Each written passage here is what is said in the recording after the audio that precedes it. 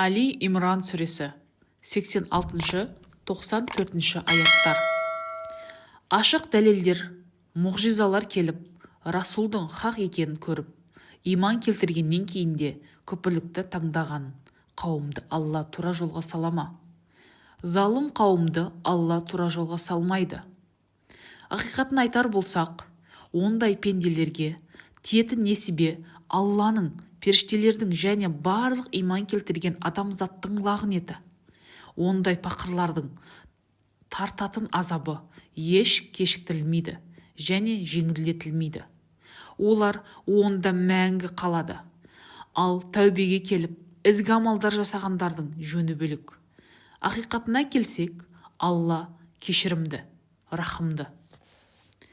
Ақиқатын айтар болсақ, иман келтірген соң, күпірлік жолға түсіп, өз имансыздықтарын еселей түскен пенделердің тәубесі қабылданбайды.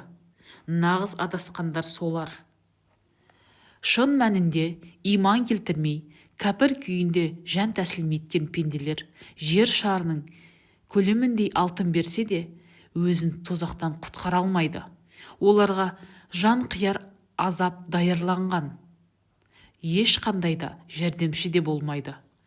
Өздеріңнің жақсы көретін дүниелеріңді Алла разылығы үшін жұмсамайынша, имандылық қасиетке ие бола алмайсыңдар. Қандай қайыр садақа берсеңдер де, Алла оны біліп тұрады.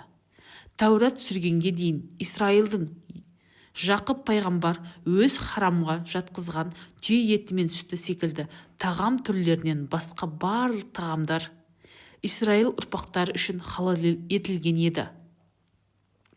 Уа Мұхаммед, оған Алланың салауаты мен сәлемі болсын.